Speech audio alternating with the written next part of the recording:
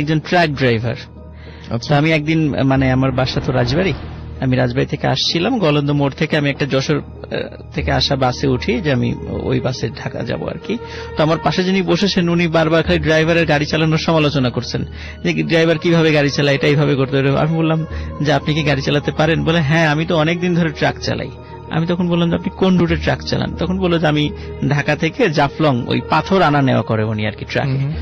তখন আমি মনে করলাম যে ট্রাক ড্রাইভাররা তো রাতের বেলা অনেক সময় গাড়ি চালা, অনেক কিছু দেখে। তখন আমি ওনাকে বললাম যে আপনার কাছে কি কোনো ভয়ের ঘটনা আছে? তখন বলেন হ্যাঁ, ওনার জীবনে একটাই ভয়ের ঘটনা আছে, তো সেটা আমি শুনেছি, সেটা আমি আজকে শেয়ার করতে চাই। তো ঘটনাটি সেটা হচ্ছে যে এটা ঘটনা 80-র দশকে। উনি তখন ছোট ছিলেন, উনি ট্রাকের হেল্পার, প্রথম ছিলেন হেল্পার আর কি, হেল্পার ছিলেন। তো উনি ওনার ওস্তাদের সাথে ওই ট্রাকে জাফলং থেকে পাথর নিয়ে আসতেন, ঢাকাতে নিয়ে আসতেন আর কি। তো এটাই ছিল ওনার কাজ। তো একদিন জাফলং থেকে রাতের বেলা যখন ট্রাকটা লোড করা হয় পাথরে, তখন এলাকার কিছু লোক ওইখানে যারা পাথর শ্রমিক যারা ছিল, তখন তারা বলল ভাই একটা মানে আমাদের এখানে একটা ডেড বডি আছে, আমাদের এক শ্রমিক মারা গেছে হঠাৎ করে স্ট্রোক করে। তো এর বাড়ি ব্রাহ্মণবাড়িয়া, আপনি যখন যাবেন তখন ব্রাহ্মণবাড়িয়াতে আমরা 2 জন লোক দিয়ে দিচ্ছি, এদেরকে নামিয়ে দেবেন, এটা মানবিক মানে দিক চিন্তা করে। তখন ওনারা রাজি হচ্ছিলেন না। তারপরে পাথর শ্রমিকরা ওনাদেরকে কিছু টাকা দেওয়ার করলেন যে এই টাকাটা নেন। তখন দেখলো যে ভালোই তো, মানে এই পাথর নিয়ে যত টাকা হবে লাভ হবে, ওই লাশ নিয়ে সেই মানে ওই পরিমাণ টাকা হবে। তখন ওনারা ওই লোভে পড়ে রাজি হলেন আর কি। আর যেহেতু ওই শ্রমিকগুলো ওদের সাথে মনের সাথে আগে থেকে পরিচিত ছিল, যেহেতু সবসময় পাথর আনা নেওয়া করতেন, এই জন্য না করতে পারেন নাই।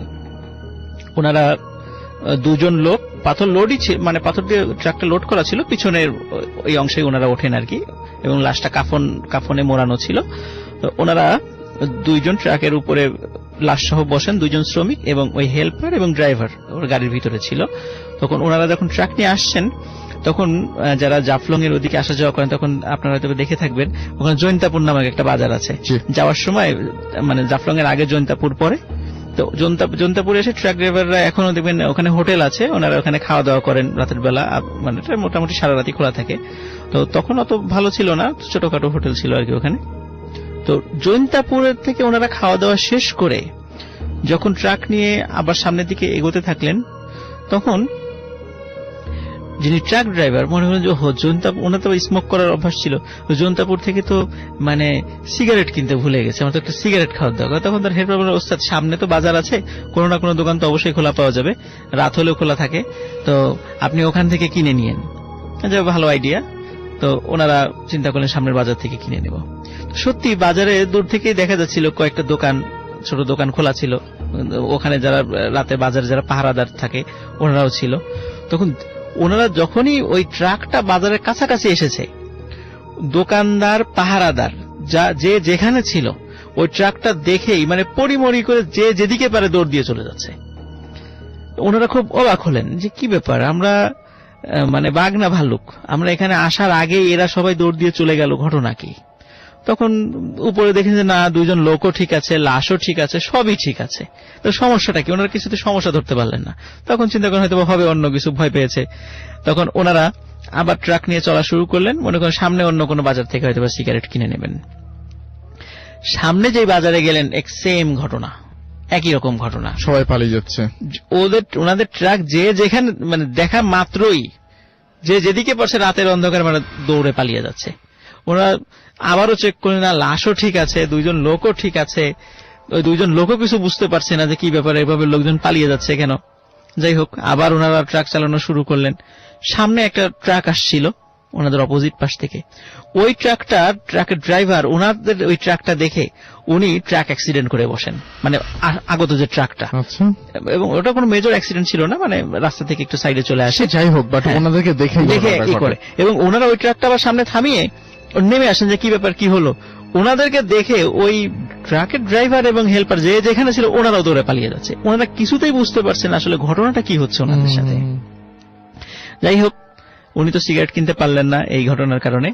দীর্ঘ পথ পাড়ি দিয়ে সিলেট শহরের কাছাকাছি যখন ওনারা এসেছেন, তখন ওখানে পুলিশের আবার চেকপোস্ট আছে, পুলিশের চেকপোস্ট আছে। তো পুলিশের সদস্যরা ওনারা দূর থেকে ইশারা দিচ্ছেন যে গাড়িটা স্লো করার জন্য।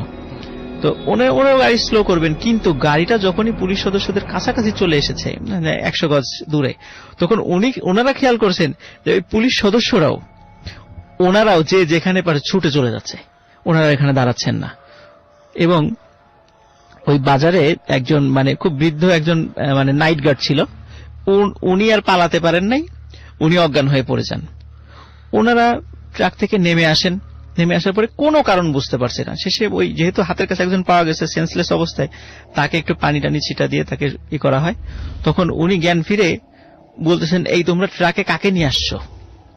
বলে, কেন, আমরা তো ট্রাকে পাথর নিয়ে আসছি এবং একটা লাশ আছে, সাথে 2 জন আছে।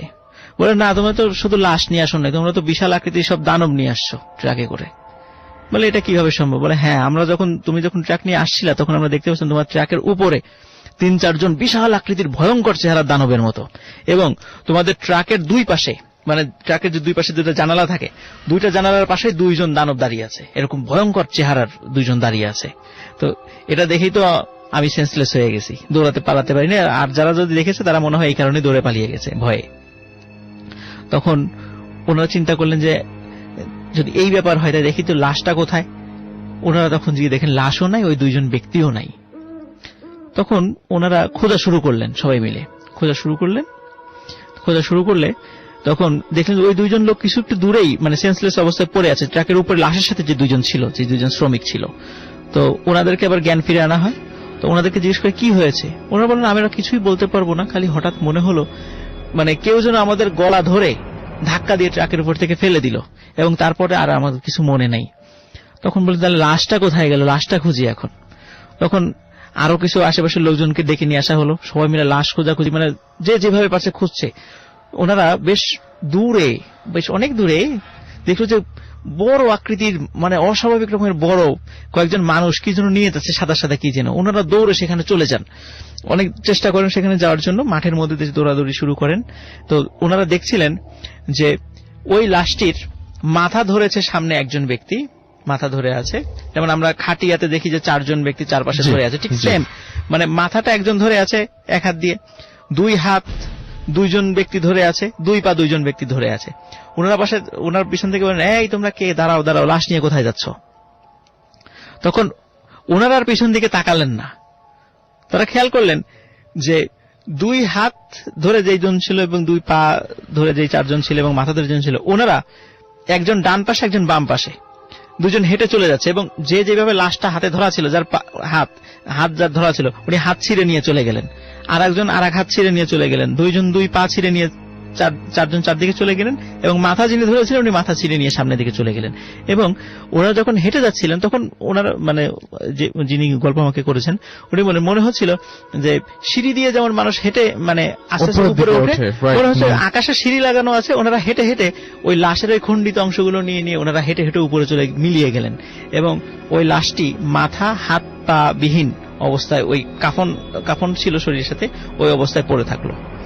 তখন ওনারা চিন্তা করেন যে এই ভয়ঙ্কর এই লাশটি নিয়ে আমরা কিভাবে ওনার ফ্যামিলির কাছে যাব। যদিও ওই ব্যক্তির কোনো পরিবার ছিল না, উনি একাই ছিলেন, ওনার দুঃসম্পর্কে কিছু আত্মীয় ছিল।